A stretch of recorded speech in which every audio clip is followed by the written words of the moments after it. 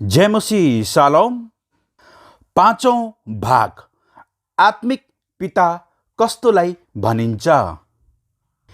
गन्ती 27 अध्यायको 15देखि 17। मोसाले परमप्रभुलाई भने, सारा मानव जातिका आत्माका परमप्रभु परमेश्वरबाट नि यस समुदायमाथि एकजना मानिस नियुक्त होस्, जो तिनीहरूका अघि अघि बाहिर जाने र भित्र आउने होस्, जसले तिनीहरूलाई अगुवाई गरेर लैजानेछ र तिनीहरूलाई भित्र ल्याउनेछ।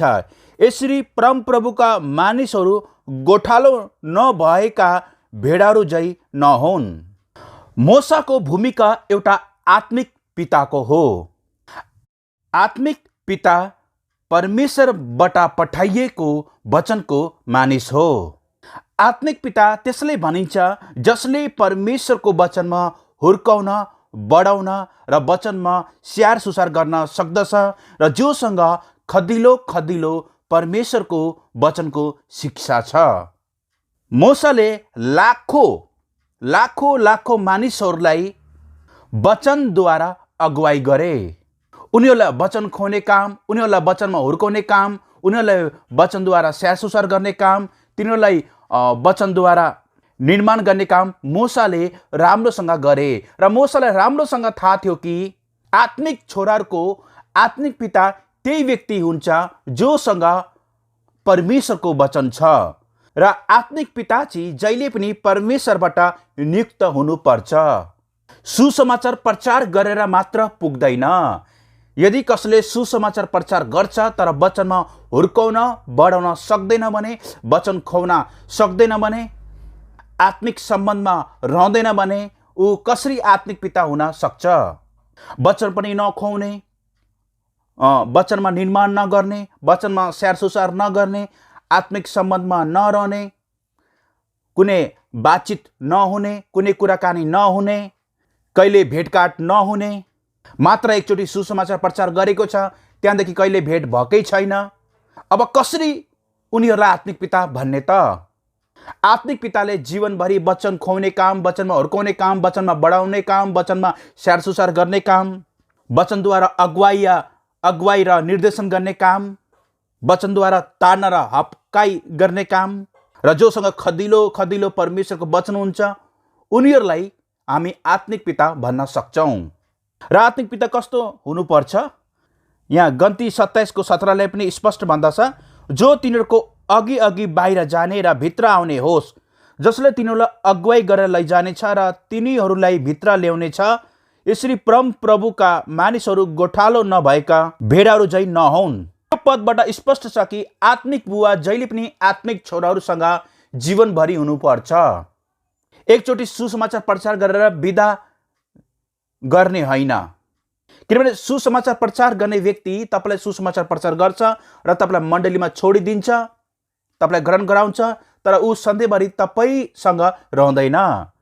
तर आत्मिक पितामा हुनुपर्ने गुण चाहिँ के छ भने, उनीहरूले के गर्छ भने आत्मिक पिताले अघि अघि बाहिर जाने र भित्र ल्याउने होस्, तपाईँलाई भित्र बाहिर डोर्याउने होस्, तपाईँलाई वचनद्वारा, सुन्नुहोस् है, वचनद्वारा भित्र बाहिर ल्याउने होस्, वचनद्वारा तपाईँहरूलाई अगुवाई गर्ने होस्। जसरी एउटा गोठालोले आफ्नो भेडाहरूलाई उनीहरूसँगै रहेर, अघि अघि रहेर भित्र बाहिर ल्याउने काम गर्छ, उनीहरूलाई अगुवाई गर्ने काम गर्छ, उनीहरूलाई हरियो खर्कामा चराउने काम गर्छ। आत्मिक पिता पनि त्यस्तै हुनुपर्छ। आत्मिक पिताले तपाईँहरू सँगसँगै रहेर तपाईँलाई वचनद्वारा तपाईँलाई डोर्याउने, वचनद्वारा तपाईँहरूलाई निर्देशन गर्ने, वचन खुवाउने। भेडाहरूबाट गोठालो कहिले पनि अलग हुन सक्दैन। यदि भेडाहरूदेखि गोठालो अलग हुन्छ भने ऊ गोठालो हुन सक्दैन। गोठालो जहिले पनि भेडाहरूसँगै हुनुपर्छ। ठिक त्यसै गरी आत्मिक पिता पनि छोराहरूसँगै हुनुपर्छ। उनीहरूलाई अघि पछि उनीहरूलाई डोर्याउने काम गर्ने वचनद्वारा, वचनमा हुर्काउने काम गर्ने, वचन खुवाउने काम गर्ने, वचनमा निर्माण गर्ने काम गर्ने, वचनद्वारा ताड्न र हप्काउने कामहरू गर्ने, आत्मिक सम्बन्धमा रहने, निरन्तर उनीहरूलाई वचन खुवाउने काम गर्ने। किनभने वचनले भन्दछ, मानिसहरू गोठालो नभएका भेडाहरू चाहिँ नहुन्। यदि गोठालो भएन भने भेडाहरू तितर पितर हुन्छ, छाडा हुन्छन्। ठिक त्यसै गरी आत्मिक छोराहरू पनि तितर पितर नहोस्, छाडा नहोस् भनेर परमेश्वरले उनीहरूसँगै रहनको लागि आत्मिक बुवा दिनुभएको छ, जसले तपाईँहरूलाई निरन्तर वचन खुवाउने काम गरिरहेको छ, निरन्तर तपाईँको आत्मिक सम्बन्धमा रहेको छ, निरन्तर तपाईँलाई वचनद्वारा अगुवाई र निर्देशन गर्ने काम गरेको छ, निरन्तर तपाईँसँग बातचित गरिरहेको छ, कुराकानी गरिरहेको छ, तपाईँलाई बेला बेलामा वचनद्वारा ताड्न र हप्काउने काम गरिरहेको छ, तपाईँलाई वचनद्वारा स्याहार सुसार गर्ने काम गरिरहेको छ। निरन्तर त्यो व्यक्ति तपाईँसँगै छ जीवनभरि। तपाईँहरूलाई एक्लै पारेको छैन, टुरा छोडेको छैन। तब तपाईँले बुझ्नुपर्छ कि त्यही व्यक्ति नि तपाईँको आत्मिक पिता हो, परमेश्वरबाट पठाइएको आत्मिक पिता हो। किनभने आत्मिक पितासँग परमेश्वरको वचन छ। आत्मिक पिता वचनद्वारा बन्ने हो। यो पदलाई म फेरि पढ्छु। मोसाले परमप्रभुलाई भने, सारा मानव जातिका आत्माका परमप्रभु परमेश्वरबाट नि यस समुदायमाथि एकजना मानिस नियुक्त होस्।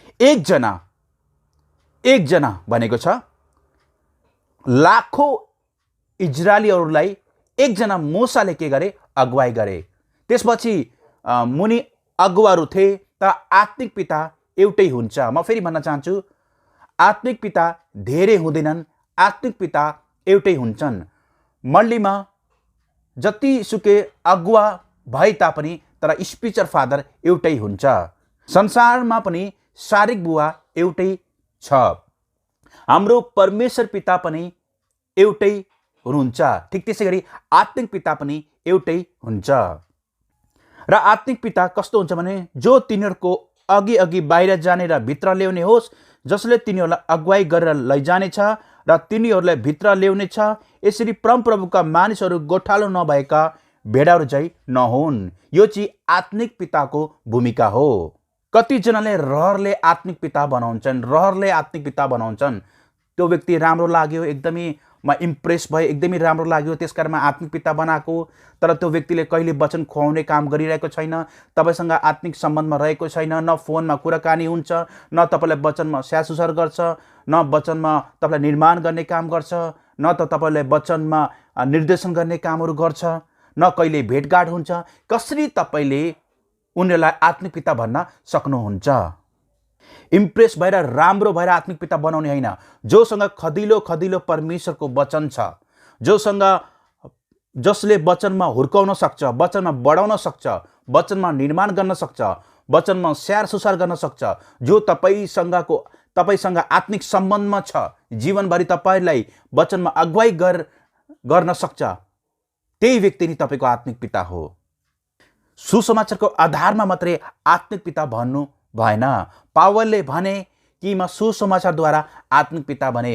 सुसमाचारको अर्थ भनेको पावलले क्रिस्टको सिद्धान्तको कुरा, वचनको कुराहरू गरेका छन्। र तपाईँले पावलको जीवनलाई तपाईँले हेर्नुभयो भने पावलले सुसमाचार प्रचार मात्रै होइन, वचनमा हुर्काउने बढाउने काम पनि गरे। मत्ती 9 अध्यायको 35 देखि 36। यीशु समस्त सहरहरू र गाउँहरूतिर तिनीहरूका सभाघरहरूमा शिक्षा दिँदै राज्यको सुसमाचार प्रचार गर्दै हरेक किसिमका रोग र दुर्बलताहरू निको पार्दै हिँड्नुभयो। तर भिडहरूलाई देखेर उहाँको हृदय तिनीहरूको निम्ति दयाले भरियो, किनभने तिनीहरू गोठाला बिनाका भेडाहरू जस्तै हैरान र असहाय भएका थिए। यहाँ स्पष्ट छ, प्रभुले सुसमाचार प्रचार गर्नुभयो, राज्यको सुसमाचार प्रचार गर्नुभयो, तर यतिसम्म सीमित रहनु भएन। जुन जुन भिडलाई उहाँले सुसमाचार प्रचार गर्नुभयो, त्यो भिडलाई देखेर उहाँको हृदय दयाले भरियो, किनभने उनीहरूसँग गोठालो थिएन। प्रभु यीशुले यदि ती भिडहरूलाई सुसमाचार प्रचार गर्नुभयो भने प्रभु यीशुले उनीहरूलाई भन्नुभयो, मेरो पछि लाग, मलाई पछ्याऊ। र उनीहरूलाई के गर्नुभयो? वचन खुवाउने काम पनि गर्नुभयो। प्रभु यीशुको भूमिका एउटा पुत्रको मात्रै नभइकन एउटा आत्मिक पिताको पनि थियो। उहाँसँग पिताको हृदय थियो। प्रभु यीशुको हृदय किन दयाले भरियो भन्दाखेरि ती भेडाहरूसँग गोठालो थिएन।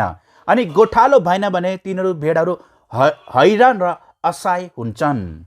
यहाँ एउटा आत्मिक पिताको भूमिकाको बारेमा देखाइरहेको छ। प्रभु यीशुलाई राम्रोसँग थाहा थियो कि भेडाहरूलाई सुसमाचार मात्रै काफी छैन, गोस्पल मात्रै काफी छैन। सुसमाचार र गोस्पलको आधारमा मात्रै कोही पनि आत्मिक पिता बन्न सक्दैन।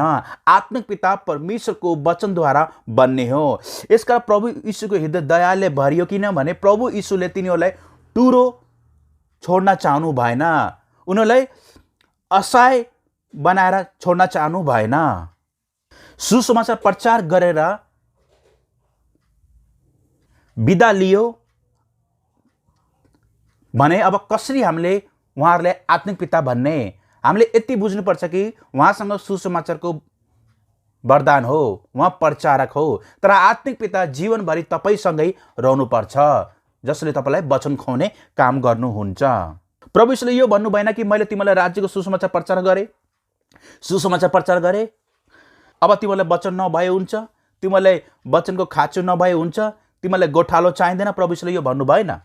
सुसमाचार मात्रै काफी छैन, तपाईँहरूलाई वचनमा हुर्काउने बढाउने आत्मिक पिता पनि चाहिन्छ। त यो पद अनुसार प्रभु यीशुले आफूलाई सुसमाचारसम्म मात्रै सीमित राख्नु भएन। उहाँले के गर्नुभयो? वचनको कुरा पनि गर्नुभयो, एउटा आत्मिक पिताको भूमिका पनि देखाउनु भयो। प्रभु यीशुले जसले सुसमाचार प्रचार गर्नुभयो उनीहरूलाई टुरो छोड्नु भएन, उनीहरूलाई असहाय छोड्नु भएन। यी कुराहरू प्रभु यीशुले आफ्ना 12 जना आत्मिकी छोराहरू अर्थात् 12 जना प्रेरितहरूलाई पनि यी कुरा सिकाउनु भयो कि तिमीहरूले सुसमाचार प्रचार गरेर मात्रै काफी छैन, उनीहरूलाई वचनमा हुर्काउने बढाउने काम पनि गर्नु पर्यो। अनि यो चाहिँ एउटा आत्मिक पिताले मात्र गर्न सक्नुहुन्छ।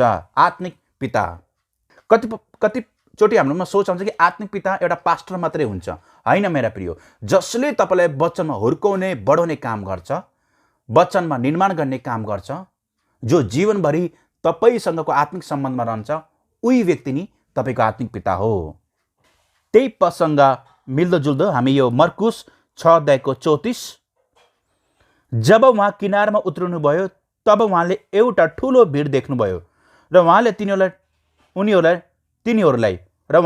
टिठाउनु भयो, किनकि तिनीहरू गोठालो नभएका भेडाहरू जस्ता थिए र उहाँले तिनीहरूलाई धेरै कुरा सिकाउन लाग्नुभयो। अब ती भिडहरूले सुसमाचार त पाए, तर तिनीहरू के थिए? गोठालो नभएका भेडाहरू जस्ता थिए, असहाय र हैरान। यसकारण प्रभु यीशुले के गर्नुभयो? तिनीहरूलाई धेरै कुराहरू सिकाउन थाल्नुभयो। जसै प्रभु यीशुले 12 जना प्रेरितहरूलाई पनि राज्यको सुसमाचारको बारेमा सुसमाचार उनीहरूलाई सुनाउनु भयो र उनीहरूलाई के भन्नुभयो? मेरो पछि लाग। र उनीहरूलाई आफूसँगै राखेर उनीहरूलाई वचनमा हुर्काउने, वचन खुवाउने कामहरू, वचनमा निर्माण गर्ने कामहरू प्रभु यीशुले गर्नुभयो। यो चाहिँ एउटा बुवा छोराको सम्बन्धको बारेमा छ। 12 जना प्रेरित र प्रभु यीशु बीचको सम्बन्ध चाहिँ बुवा छोराको आत्मिक सम्बन्धको बारेमा छ। किनभने प्रभु यीशुले 12 जना प्रेरितहरूलाई पनि यही भन्नुभयो, मलाई पछ्याऊ। र छोराहरूले कसले पछ्याउँछन् भन्दाखेरि आत्मिक पितालाई। किन आत्मिक पिताले भन्दाखेरि आत्मिक पितासँग परमेश्वरको वचन छ र आत्मिक पिताले के गर्नुहुन्छ? आफ्नो छोराहरूलाई वचनको कुरा सिकाउनु हुन्छ। तपाईँले आत्मिक पिता कसलाई बनाउँदै हुनुहुन्छ र कसलाई आत्मिक पिता भन्दै हुनुहुन्छ? जसले न तपाईँलाई वचन खुवाएको छ, न तपाईँसँग आत्मिक सम्बन्धमा रहेको छ, न तपाईँसँग बेला बेलामा बातचित हुन्छ, न उहाँहरूसँग खदिलो वचन छ। कुन आधारमा आत्मिक पिता भन्ने? आत्मिक पिता वचनको आधारमा हुने हो। भजन सङ्ग्रह 78 को 71देखि 72, भेडाहरूको रखवाली गर्ने कामबाट उहाँले दाउदलाई याकुबको सन्तान र आफ्नो उत्तराधिकार इजरायलको गोठालो हुनलाई ल्याउनु भयो। दाउदले हृदयको इमानदारी साथ तिनीहरूलाई चराए अनि निपुण हातले तिनीहरूको नेतृत्व गरे। दाउद एउटा असल गोठालो थिए, दाउद एउटा असल आत्मिक पिता थिए, किनभने दाउदले राम्रोसँग भेडाहरूलाई चराउन सक्दथे। आत्मिक पिता त्यही हो जो सधैँभरि तपाईँसँग रहन्छ, गोठालो त्यही हो जो सधैँभरि भेडाहरूसँग रहन्छ। यो पदले के स्पष्ट पार्दछ भने आत्मिक पिता भेडाहरूसँगै, आत्मिक छोराहरूसँगै हुनुपर्छ। म फेरि भन्न चाहन्छु, गोठालो त्यही हो जो भेडाहरूसँगै हुन्छ, आत्मिक पिता त्यही हो जो आत्मिक छोराहरूसँगै हुन्छ। किनभने तिनीहरूलाई वचनमा चराउने कामहरू, वचन खुवाउने कामहरू गर्नुपर्ने हुन्छ। तर यदि कसैसँग सुसमाचार प्रचार मात्रै गर्ने वरदान छ तर उहाँले वचनको कुरा सिकाउन सक्नुहुन्न, वचनमा हुर्काउन सक्नुहुन्न, वचनमा बढाउन सक्नुहुन्न भने कसरी आत्मिक पिता भन्ने त? यसकारण परमेश्वरले इजरायलीहरूको गोठालो हुनलाई, एउटा आत्मिक पिता हुनको लागि परमेश्वर पिताले आफ्नो हृदय अनुसारको, हृदयले चाहे अनुसारको छोरो दाउदलाई नियुक्त गर्नुभयो। अनि दाउदले एकदमै इमान्दारी साथ ती छोराहरूलाई, ती भेडाहरूलाई परमेश्वरको वचनमा चराए। उनीहरूलाई वचनद्वारा निर्देशन गर्ने काम, उनीहरूलाई वचनमा हुर्काउने काम, उनीहरूलाई वचनमा अगुवाई गर्ने काम गरे। यदि सुसमाचारको आधारमा आत्मिक पिता बन्ने हो भने त पुरानो करारमा त आत्मिक पिता र आत्मिक छोराको सम्बन्ध छ। पुरानो करारमा त झन् सुसमाचारको कुरै थिएन, पुरानो करारमा सुसमाचारको कुरै थिएन। नयाँ करारमा पो सुसमाचारको कुरा आयो। ल ठिक छ, नयाँ करारमा सुसमाचारको कुरा आयो र आत्मिक पिताको भूमिका पनि देखियो, किनभने जसले सुसमाचार प्रचार गर्यो त्यही नै आत्मिक पिता बन्यो। म फेरि भन्न चाहन्छु, जसले सुसमाचार प्रचार गर्यो त्यही नै आत्मिक पिता बन्यो, चाहे उसले वचनमा हुर्काओस् या नहुर्काओस्, वचन खुवाओस् या नखुवाओस्, आत्मिक सम्बन्धमा रहोस् या नरहोस्, उसले सुसमाचार प्रचार गर्यो, आत्मिक पिता बनिहाल्यो। तर पुरानो करारमा हामी हेर्छौँ, एलिया एलिसाको सम्बन्धको बारेमा हेर्छौँ, रुथ नोमीको सम्बन्धको बारेमा हेर्छौँ, मोसा यहोशूको सम्बन्धको बारेमा हेर्छौँ। यस्ता थुप्रै उदाहरण देख्छौँ जहाँ चाहिँ आत्मिक बुवा र आत्मिक छोराको सम्बन्ध छ, जबकि त्यतिखेर सुसमाचार थिएन। त कसरी तिनीहरू आत्मिक पिता र आत्मिक छोरा भए त? अचम्म लाग्दो कुरा, वचनद्वारा, वचनद्वारा। पहिलो राजा 19 अध्यायको 20 देखि 21। तब एलिसाले आफ्ना गोरुहरू छोडेर एलियाको पछि पछि दौडे र भने, कृपया गरी मलाई आफ्ना बाबु र आमालाई चुम्बन गरेर बिदा हुन दिनुहोस्, त्यसपछि म तपाईँको पछि लाग्नेछु। एलियाले जवाफ दिए, जाऊ न, मैले तिमीलाई के गरेको छु र? तब एलिसाले एलियालाई छोडेर गए। तिनले आफ्नो एक हल गोरु लिएर मारे। तिनले हलोका काठहरू जलाएर मासु पकाएर मानिसहरूले दिए र तिनीहरूले खाए। त्यसपछि तिनी एलियाको पछि लागे र तिनका चाकर भए। दोस्रो राजा 2:2। तब एलियाले एलिसाले भने, तिमी यहीँ बस, परमप्रभुले मलाई बेथेलमा पठाउनु भएको छ। तर एलिसाले भने, परमप्रभुको जीवन र तपाईँको जीवनको शपथ खाएर म भन्दछु, म तपाईँलाई छोड्ने छैन। अनि तिनीहरू बेथेलमा झरे। एलियाको भूमिका एउटा आत्मिक पिताको थियो र एलिसाले निर्णय गरे कि मैले एलियालाई पछ्याउनु पर्छ, एलियालाई छोड्नु हुँदैन। किनभने यदि कसैले मलाई वचनद्वारा हुर्काउन सक्छ भने, वचनमा बढाउन सक्छ भने, वचनमा निर्माण गर्न सक्छ भने उहाँ चाहिँ एलिया मात्र हो। र एलिसाले एलियालाई आत्मिक पिताको रूपमा ग्रहण गरे। यी दुई बीचको सम्बन्ध, जब तपाईँले एलिया र एलिसा बीचको सम्बन्ध तपाईँले पाउनुहुन्छ भने यो दुई बीचको सम्बन्ध चाहिँ कुनै भिनाजु र सालोको होइन, कुनै सोल्टाको होइन, कुनै मित्रको पनि होइन, तर यो एउटा आत्मिक बुवा र आत्मिक छोराको हो। बिना कारण त्यसै लैलैमा त्यसै किन एलियालाई पछ्याउनु पर्ने हो एलिसाले? तर एलिसाले यो रहस्यलाई बुझेका थिए, किनभने एलिया वचनको मानिस हो, एलिया परमेश्वरबाट पठाइएको हो, एलियासँग परमेश्वरको वचन छ। हुन त सबै परमेश्वरबाट पठाइएको, चाहे प्रचारक हो, चाहे जोसुकै होस्, परमेश्वरबाट पठाइएको, तर सबैको फरक फरक भूमिका हुन्छ। सबैले आत्मिक बुवाको भूमिका निभाउन सक्दैनन्। सबै परमेश्वरबाट पठाइएको भए तापनि सबैले आत्मिक पिताको भूमिका निभाउन सक्दैनन्। र एलिसाले आफै बिन्ती गरे कि म तपाईँलाई पछ्याउन चाहन्छु, तपाईँको पछि लाग्न चाहन्छु। एलिसाले बुवा आमासँग बिदा लिए र आफ्नो आत्मिक पिता एलियालाई पछ्याए। र एलिसाले आफै भन्छन् कि म तपाईँलाई छोड्ने छैन, म तपाईँको पछि लाग्ने छु, किनभने तपाईँसँग परमेश्वरको वचन छ, तपाईँ वचनको मानिस हो। एलियाले एलिसाले भने, तिमी यहीँ बस भन्दा पनि एलिसाले भने, म तपाईँलाई छोड्ने छैन, म तपाईँको पछि लाग्ने छु। तपाईँ आफै विचार गर्नुहोस्, बिना कारण हवाई हावामा के एलिसाले एलियालाई पछ्याएका हुन् त? कि काम नपाएर अलिअलि स्यालेरी हुन्छ, अलिअलि तलब हुन्छ, अलिअलि ज्याला हुन्छ भनेर चाहिँ पछ्याएका हुन् त? कि पैसाको लागि एलिसाले एलियालाई पछ्याएका हुन् त? हो, तल पदमा भनेको छ कि एलिसा एलियाको चाकर भए। चाकरको अर्थ यो होइन फेरि कि अब राम्रो तलब पाइन्छ, राम्रो इन्कम हुन्छ, यसकारण म एलियाको नोकर भएर काम गर्छु भनेर त्यो भन्न खोजेको होइन। यो चाहिँ एउटा आत्मिक छोराको भूमिकाको विषयमा छ। यदि नोकर हुनको लागि नै एलियालाई पछ्याउने भएको भए अरूलाई पछ्याउन सक्थे नि त। तर होइन मेरा प्रिय, यहाँ चाहिँ एलिसाले एलियामा केही कुरा देखे। एलिसालाई राम्रोसँग थाहा थियो कि उहाँ त्यही व्यक्ति हो जसले मलाई वचनमा हुर्काउन बढाउन सक्नुहुन्छ। अनि यो एलिया र एलिसाको बीचमा आत्मिक बुबा र आत्मिक छोराको सम्बन्ध थियो, जबकि यहाँ सुसमाचारको कुरा थिएन। ल ठिक छ, सुसमाचार प्रचार गर्ने आत्मिक पिता हो, तर पुरानो कुरामा त सुसमाचार थिएन र पनि आत्मिक पिता र आत्मिक छोराको सम्बन्ध थियो। राम्रोसँग यो पढ्दै जानुहोस् तपाईँले एलिया एलिसाको विषयमा राम्रोसँग। अनि यहाँ चाहिँ एलिसाले एलियालाई आत्मिक पिताको रूपमा सम्बोधन गरेका छन्, आत्मिक पिताको रूपमा ग्रहण गरेका छन्। एलिया र एलिसाको समयमा पुरानो कुरामा सुसमाचार थिएन, सुसमाचार थिएन र पनि आत्मिक पिता र आत्मिक छोराको सम्बन्ध रह्यो। के को कारणले गर्दा? वचनको कारणले गर्दा। र मृत्युले नछुटाएसम्म वा एलिया स्वर्गमा नलगेसम्म एलिसाले एलियालाई इमानदारको साथ पछ्याए। पछि एलिया एलिसासँग नरहे तापनि र पनि एलिसाले एलियाको नाम नै लिने गर्दथे। यो हो आत्मिक बुबा र आत्मिक छोराको सम्बन्ध।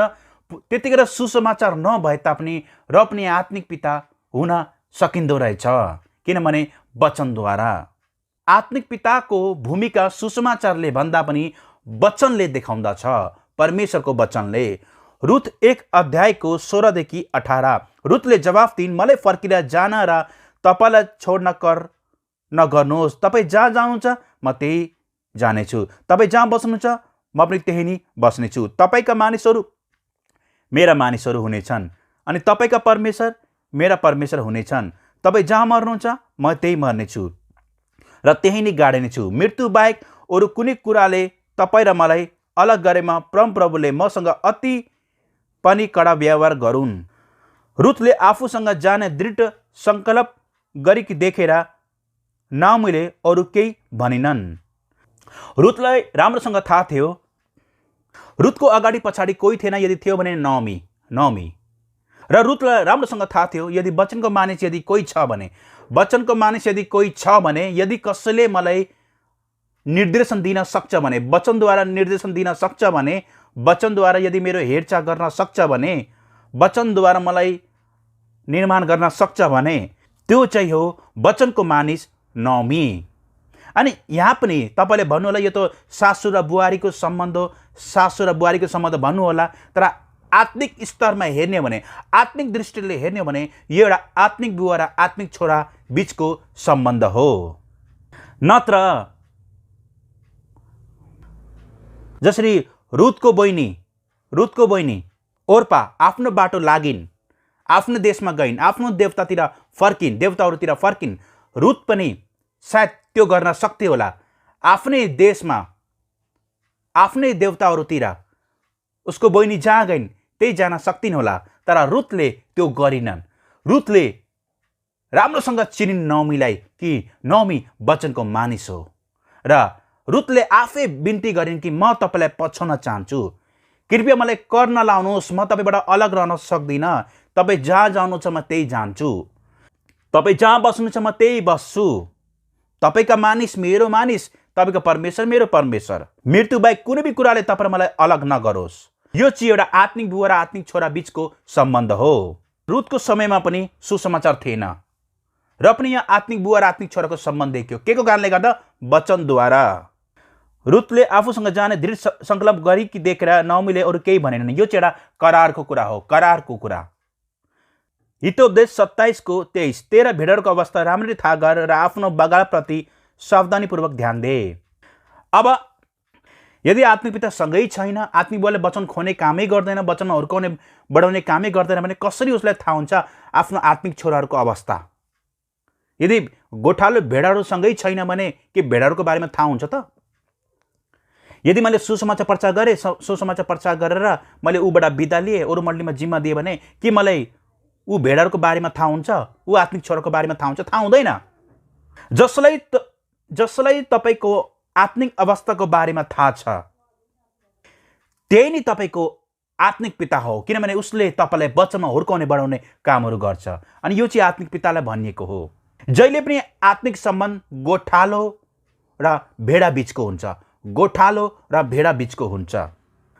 भेडा र प्रचारक बीचको भन्दा पनि, भेडा र प्रचारक बीचको भन्दा पनि गोठालो र भेडा बीचको सम्बन्ध भन्न सुहाउँछ। आत्मिक छोरा र प्रचारक बीचको भन्दा पनि आत्मिक छोरा र आत्मिक पिता बीचको सम्बन्ध भन्न सुहाउँछ। अनि यो आत्मिक पितालाई भनेको हो कि तेरा आत्मिक छोराहरूको आत्मिक अवस्था राम्रोसँग थाहा गर र आफ्नो आत्मिक छोराहरूप्रति सावधानीपूर्वक ध्यान दे। किन भन्दाखेरि आत्मिक पिता सधैँभरि आफ्नो आत्मिक छोराहरूसँग हुन्छ, गोठालो सधैँभरि आफ्नो भेडाहरूसँग हुन्छ। यसकारण उसलाई राम्रोसँग भेडाहरूको अवस्थाको बारेमा थाहा हुन्छ। बाहिरीको मान्छेलाई किन भन्ने? बाहिरीको मान्छेलाई घरको कुरा थाहा हुन्छ त? हुँदैन त। बाहिरी मान्छेलाई घरको कुरा थाहा हुँदैन। यसकारण तेरो घरको अवस्था थाहा गर, तेरो घरको अवस्थालाई राम्रोसँग सुधार भन्ने बाहिरी मान्छेले किन भन्ने? घरकै मान्छेले भन्नुपर्छ। ठिक त्यसै गरी बाहिरी मान्छेलाई तेरो आत्मिक छोराहरूलाई राम्रोसँग हुर्का, बडा, स्याहार सुसार गर भन्ने किन भन्ने? त्यही व्यक्तिलाई भन्ने जो जीवनभरि वचनमा हुर्काउने बढाउने काम गर्छ, उसले नै भन्ने। अनि ऊको आत्मिक पिता। यो पदबाट स्पष्ट भयो कि आत्मिक पिता जहिले पनि आत्मिक छोराहरूसँगै हुन्छ। यूहन्ना 10 अध्यायको 3 देखि 5, ढोकेले उसको लागि ढोका खोलिदिन्छ र भेडाहरूले उसको स्वर सुन्छन् र उसले आफ्नो भेडाहरूको नाउँ काडी काडी बोलाउँछ अनि तिनीहरूलाई बाहिर लैजान्छ। तब जब उसले आफ्ना सबै भेडाहरूलाई बाहिर निकालिसक्छ, ऊ तिनीहरूको अघि हिँड्छ र भेडाहरूले उसलाई पछ्याउँछन्, किनभने तिनीहरूले उसको स्वर चिन्छन्। तर अपरिचित व्यक्तिलाई तिनीहरू पछ्याउँदैनन्, तर त्यसदेखि भाग्दैछन्, किनभने अपरिचित व्यक्तिको स्वर तिनीहरूले चिन्दैनन्। यहाँ चाहिँ गोठालो र भेडाहरू बिचको सम्बन्धको बारेमा छ। भन्नुको अर्थ आत्मिक बुबा र आत्मिक छोराहरूको बिचको सम्बन्धको बारेमा छ। किनभने आत्मिक छोराहरूले आफ्नो आत्मिक पिताको आवाजले चिन्दछन्, उहाँले पछ्याउँदछन्। यो पदले के स्पष्ट पार्छ भने गोठालो जहिले पनि भेडाहरूसँगै हुन्छ र भेडाहरू जहिले पनि गोठालोसँगै हुन्छ। आत्मिक पिता जहिले पनि छोराहरूसँगै हुन्छ र छोराहरू जहिले पनि आत्मिक पितासँगै हुन्छ। यदि यहाँ सुसमाचार प्रचार गर्नेलाई जिम्मा दियो भने उहाँले सुसमाचार प्रचार गर्नेहरूले यो जिम्मा राम्रोसँग निभाउन सक्दैनन्, किनभने उनीहरू एक ठाउँमा बस्दैनन्। उनीहरूले प्रचार गर्दै गर्दै कहाँ पुग्छन् थाहा हुँदैन।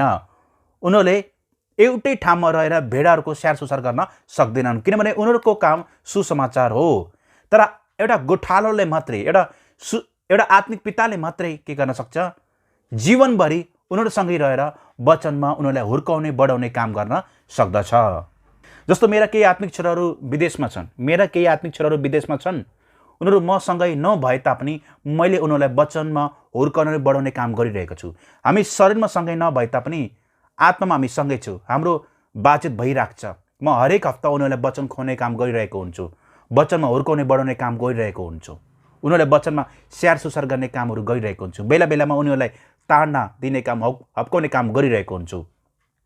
किन भन्दाखेरि म आत्मिक पिता हुनुको कारण के हो भने वचनद्वारा, वचन।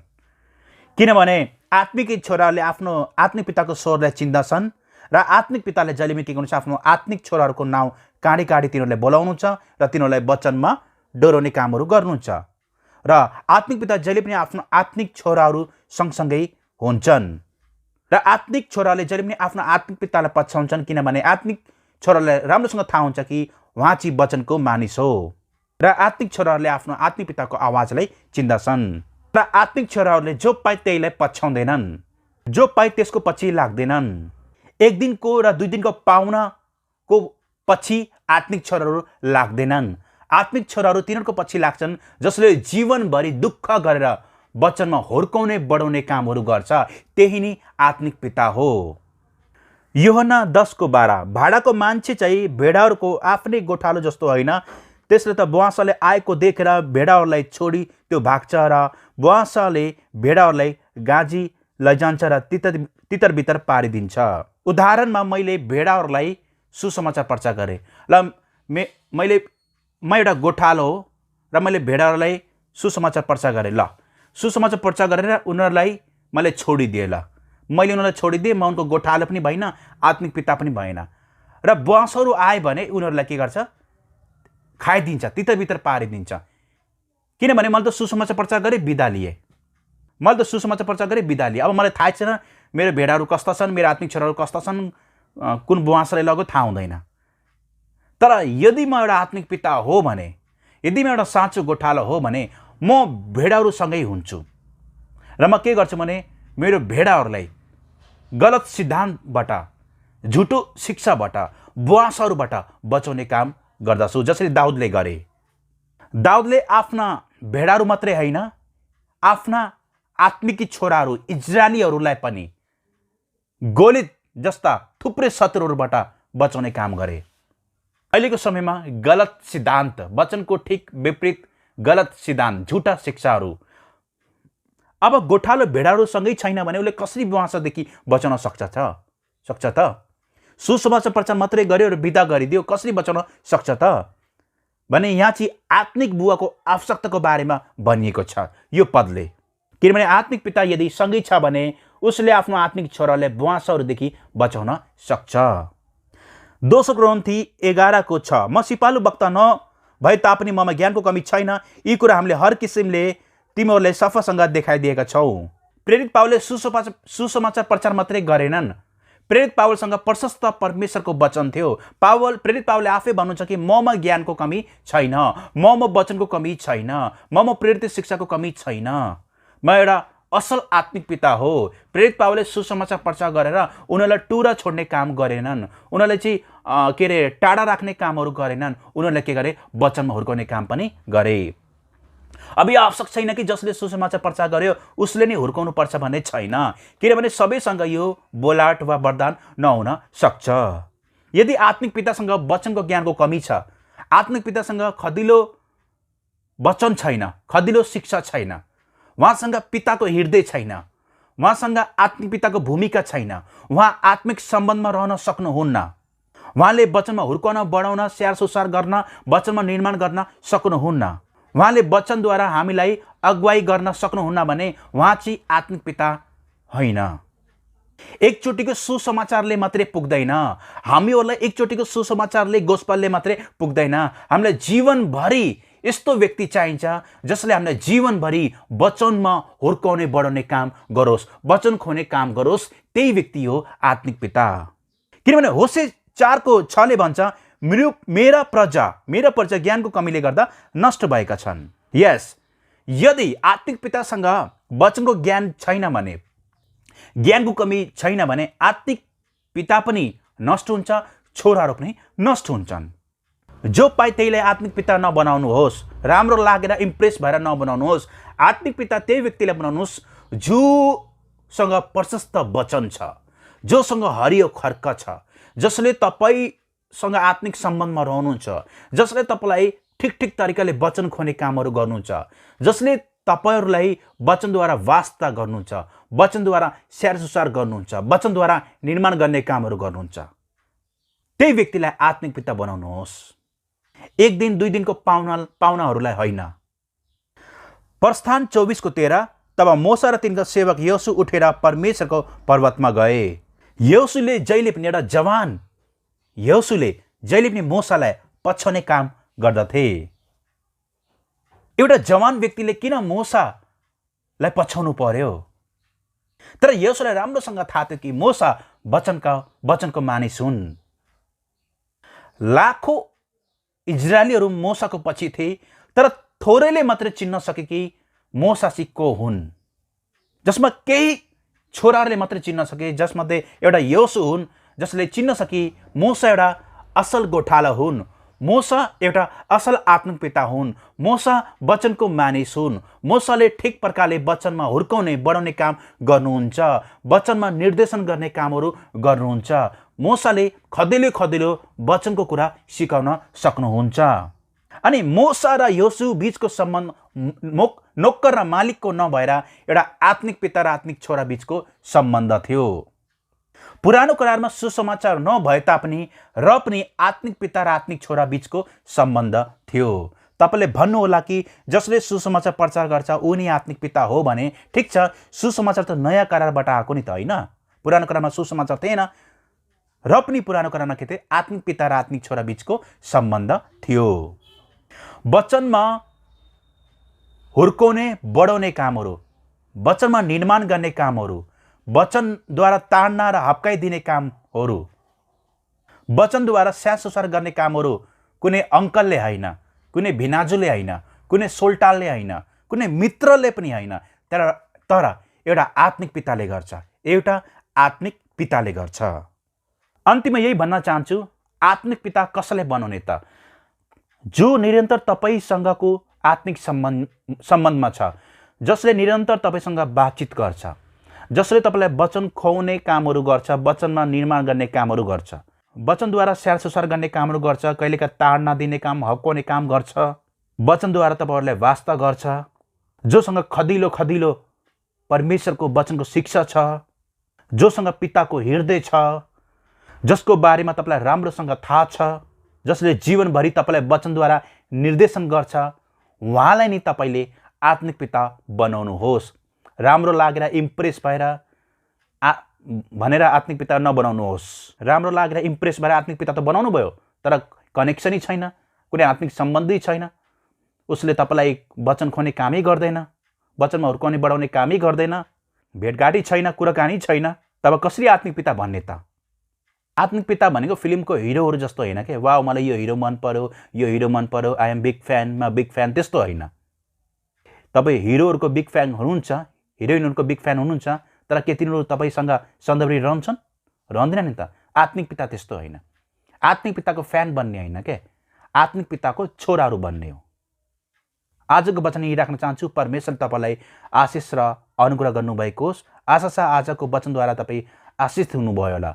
आत्मिक पिता त्यही हो जोसँग वचन छ, जोसँग खदिलो वचन छ, जोसँग वचनको ज्ञान छ, जसले हुर्काउन बढाउन सक्छ, जो जीवनभरि तपाईँलाई वचनद्वारा अगुवाई गर्न सक्छ, निर्देशन गर्न सक्छ, जो तपाईँसँग निरन्तर आत्मिक सम्बन्धमा रहन्छ, जसले तपाईँलाई ताड्न पनि दिन्छ, हप्काउँछ पनि। आजको वचन यही राख्न चाहन्छु। जय मसीह, शालोम।